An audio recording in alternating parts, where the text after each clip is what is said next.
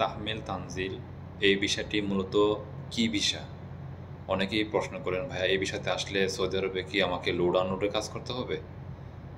আমেল তাহমিল তানজিল এটা হচ্ছে আরবি, এটার আপনার হচ্ছে ইংলিশে যদি বলা হয় লোড আনলোড। এই ভিসাটা হচ্ছে মূলত আপনার ফ্রি ভিসা ক্যাটাগরি।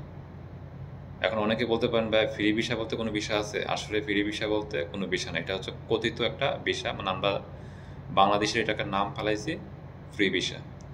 সৌদি আরবে ফ্রি ভিসা বলতে কোনো ভিসা নাই। তো এটা হচ্ছে আগে আপনার পূর্বে আমেল আইডি একটা ভিসা ছিল, যেটা এখন আর বর্তমানে সৌদি যে হুকুমা আছে গভর্নমেন্ট থেকে কিন্তু এই বিষয়টা কিন্তু এখন তারা এটা উঠিয়ে নিয়েছে, এই বিষয়টা কিন্তু এখন হয় না। যার পাল্টাইয়াতে এখানে আপনার নতুন যে বিষয়টা এখন এই আমেল আইডির মতোই চালু হয়েছে, এটা হচ্ছে আমেল তাহমিল তানজিল।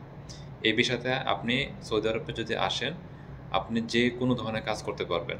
অনেকে আছে এই সংক্রান্ত অনেক ভিডিও বানাচ্ছে ফেসবুক পেজে, ইউটিউবে, বলতেছে এই বিষয়তে নাকি আসলে কাজ শুধু নাকি লোড আনলোডে কাজ করতে হবে, এটা নাকি বলে সাপ্লাই কোম্পানির বিষয়।